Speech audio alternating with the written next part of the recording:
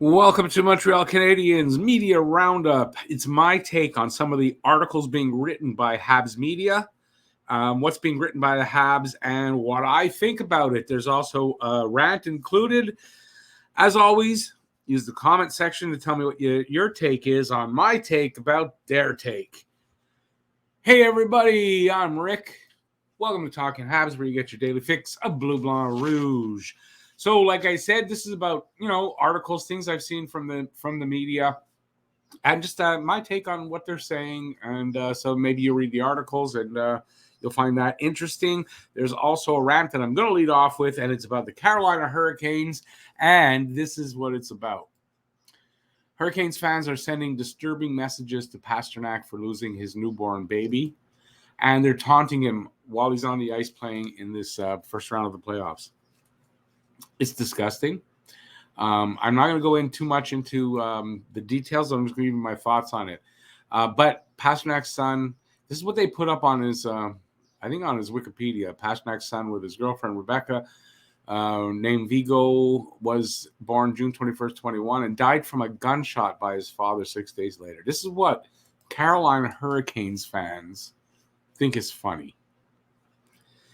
All right, so this is what I wrote. This is my rant. And remember, Carolina Hurricanes fans have this Hatfields-McCoy feud with Montreal over Montreal and Bergevin's offer sheet to Sebastian Aho. They're just a bunch of, it's like 12-year-olds running their social media. This is what I think of them. So if you didn't already hate the Carolina Hurricanes fans, and this is fans. Now, this isn't the Hurricanes themselves. These are fans. But they get it from what the Hurricanes are putting out there. So if you didn't already hate them, you should. Canes fans taunting David Pastrnak about his dead infant son. It's like I don't have the words. Disgusting seems too mild. Detestable, horrible, terrible, deplorable. All too mild to describe these people. These fans couldn't get any lower unless they were digging their way to China. They're so low that they have to look up to see a snake's belly. Kids, cover your ears for a minute, okay? Canes fans who do this, you are a disgusting, vile, deplorable, juvenile, unacceptable group of people. And I say fuck off with a lot of you. Go back home and beat your wife. Or is that your sister? Or maybe your cousin. Backwoods knuckle draggers. I hate Canes fans. I've received death threats from Canes fans over a video that I did. Canes fans are, without a doubt, the absolute worst fans, not only in the NHL, but in all sport, as kind of Gary Bettman likes to say about his refs. Canes fans, I hate you. I mean, that's it. I hate's a strong word, but you deserve it for this. Okay, let's move on. So I read this article that you see up in front of you there. It's from A Winning Habit. It's by Patrick Lordsey. I find he's controversial. I think he likes to be a little controversial. Sometimes I agree with him. Sometimes I really don't. It's all about the Habs trading with New Jersey for their first round pick. New Jersey sits at 5th ahead of the draft lottery and could drop to 7th. So the worst that New Jersey's pick could be is 7th. If the Habs were to acquire New Jersey's pick, they would have 2 top 7 picks in a draft being held in Montreal, and a draft that the consensus from the people who know, the top 10 picks here should be all solid NHLers. So you can't really go wrong, and they could have 2 of those picks. It's very tempting, and I would do that, but not for the price the author is offering up. As much as I'd like to get New Jersey's pick, I'm not trading Josh Anderson. Nope, not doing that. Power forwards like Anderson are not easy to find. And Montreal desperately needs his size, his speed. I mean, how many guys his size skate as fast as he does? Not many. He's the kind of guy where you can say he's fast for his size. You don't say that with Anderson. He's just fast. And physical. His physical play and toughness, he's willing to drop the gloves. It's a guy you need around. I know he's streaky when it comes to scoring, but he does a lot of other things that make up for that. Montreal had been looking for a power forward like Josh for 30 years, a good 30 years.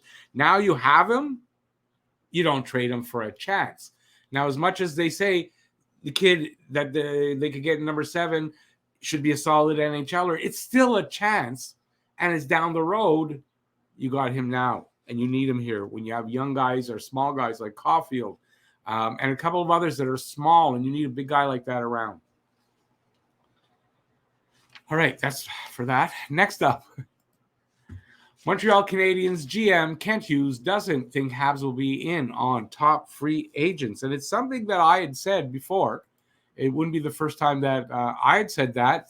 And then he kind of gave mixed signals, but this is what they're not going to be in on free agents, and there's like big ones, and there's a reason for that. I'll put this up while I read what I wrote. It doesn't make sense to sign either. No, I turned the page before I shouldn't have. So GM Kent Hughes was on the Mitch Melnick show the other day when I'm going to cut this out. I'm going to have to, but I want to do GM Kent Hughes was on the Mitch Melnick show the other day. Anybody get that reference? When he was asked about Montreal interest in the free agent market, he said, quote, he does not anticipate Montreal will be in the market for a 5-star free agent, which means a big-time free agent that costs a lot of money. This makes a lot of sense, but goes against all the rumors of Montreal signing the Bruins' longtime great Patrice Bergeron and or Pittsburgh's Chris Letang, defenseman. Bergeron is a center. Montreal has some cap issues. Same thing. Cap issues to overcome and can't afford those kind of players right now. It's just as simple as that.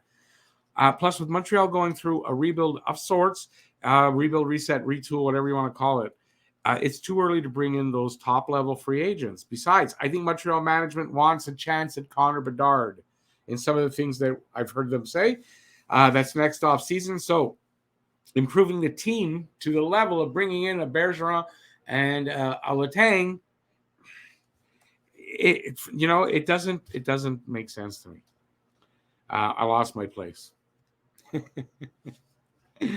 Yeah. So and that's this early in the rebuild. That's where my place is, right? It's too early in the rebuild to bring in guys like that. If we're two years down the road and you think bringing in a Bergeron type player or a Letang is going to bring you over to the top, yeah. But now, why are you going to pay that much money for guys like that? It's not going to do you anything.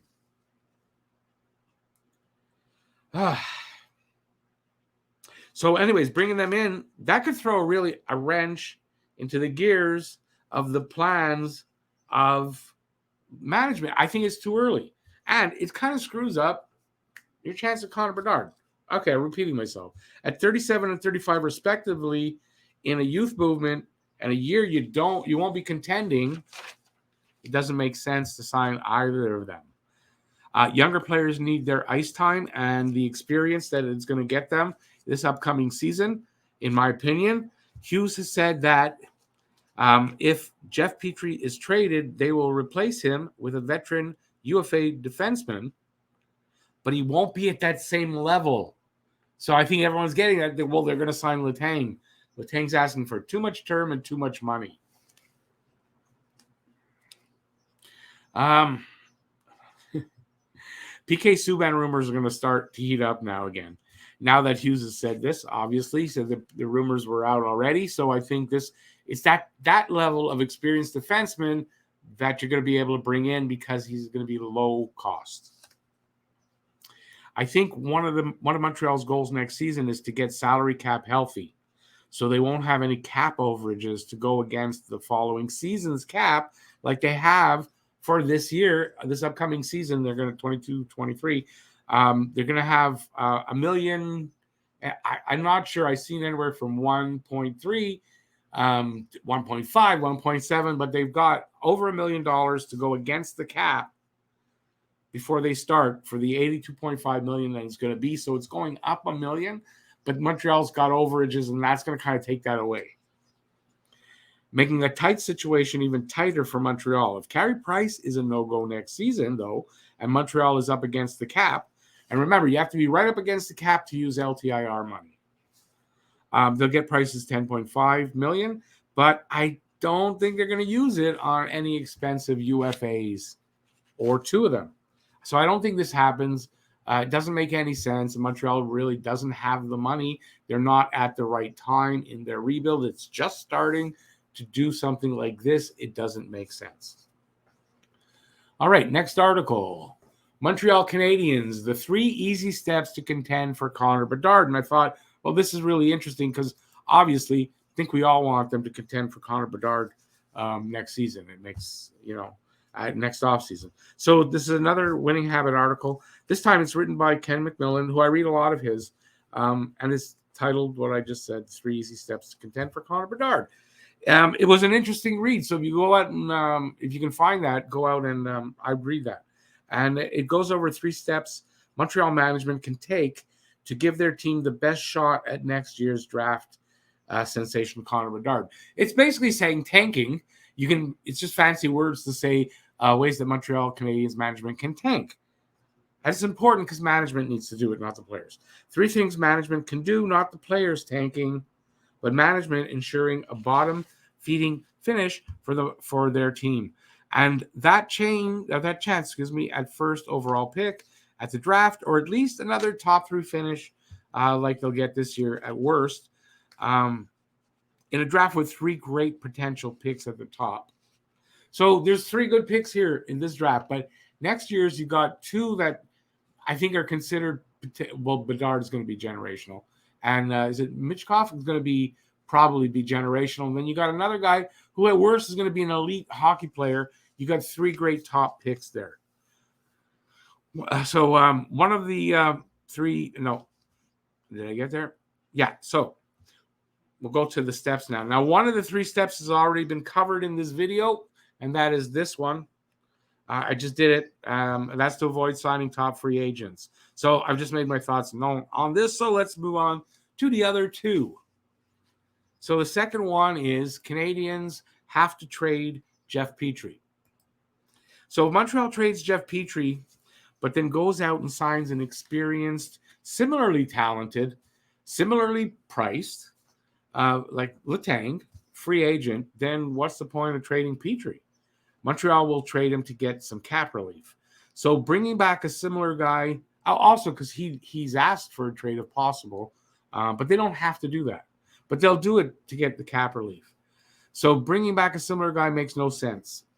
The Habs will bring back an experienced guy, but with a much smaller cap hit.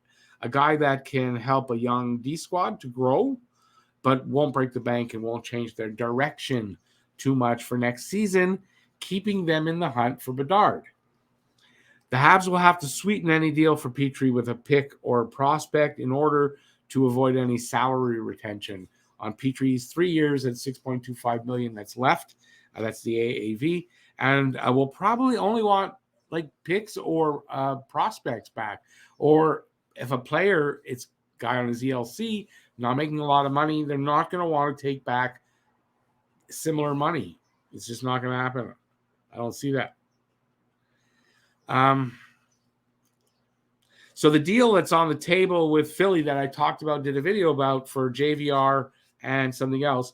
JVR's big contract, it can't be a serious option for Montreal, in my opinion. They can't afford. He's got $7 million. It's only 1 year, and I get that, but it's a lot, and I don't know that they can swing it because they're really up against the cap right now. If they had cap room, okay, maybe. And maybe that's what they'll do. If they're up against the cap, Carey Price sits for the year, and they can have the JVR. I mean, if that's what they decide, that's how they'd have to do it. I don't think it happens. Petrie may have had a poor first half of the season under Coach Ducharme, but he did come on strong with about 25 games to go, putting up good numbers, and I think something like 20 points in 30 games at the end, something like that, and playing more like Jeff Petrie. And that's helped his stock, I'm sure, to rise again, and it should make it easier to find a trading partner for the list. He has a list. I think it's a 15-team list that he's willing to go to.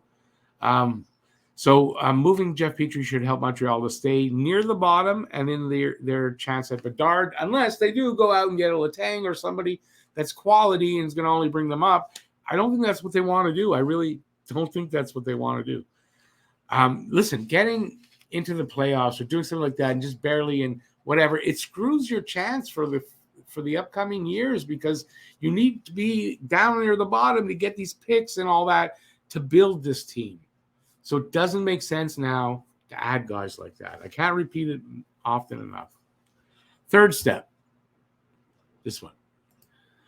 Give Sam Montembeault 60 starts. So the third step is to give Montembeault 60 starts next season. While this may sound like an insult to Monty at first, which it does, but it's not. I don't think it is. Monty doesn't have top number one starter potential. He's not going to be that guy, let's face it. And Kent Hughes has said there is nobody other than Carey Price in the organization that he thinks has number one starter potential. So Caden Primo, I guess that's not the goal for him anymore. And Monty, the same thing. I didn't think Monty was a number one starter either. I thought he was going to be a good backup, and it confirms that. But if you start him for 60 games, okay, where was I? They'll need to trade Jake Allen in the offseason if they're going to do this, obviously, to start Monty in 60 games. With Monty's winning percentage this past season, it's highly unlikely he could win anywhere close to 50% of the games, right? So, they're going to be, around 30 wins total for the season, 25, like they had this season, that kind of thing.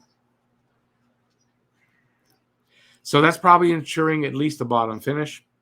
5 anyway, bottom 5, and a solid chance at Connor Bedard. I think there's some merit to this.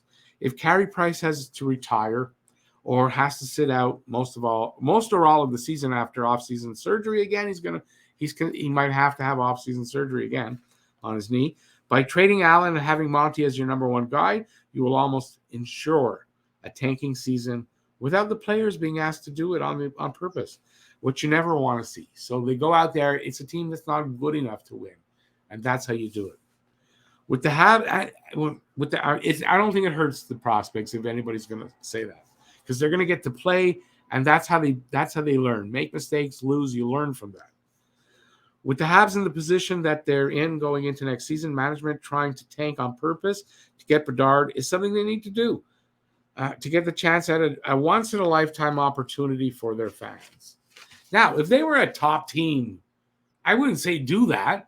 But they're not, and they're not going to be. If they try to improve a little bit here, a little bit there, they'll be a middling team getting middling draft picks, and it's not going to be good, and we'll just keep going the way we are, and I don't want to do that anymore. If you like this video, give it a thumbs up. I appreciate that. Let me know in the comment section down there what you think about what I think about, what they think about our Habs. Thanks for watching, everybody. Stay safe out there. Peace out, y'all. And check out that video that just popped up there in the corner all of a sudden magically. I don't know how it happens. Check that out. See you soon, guys. Bye-bye, everybody.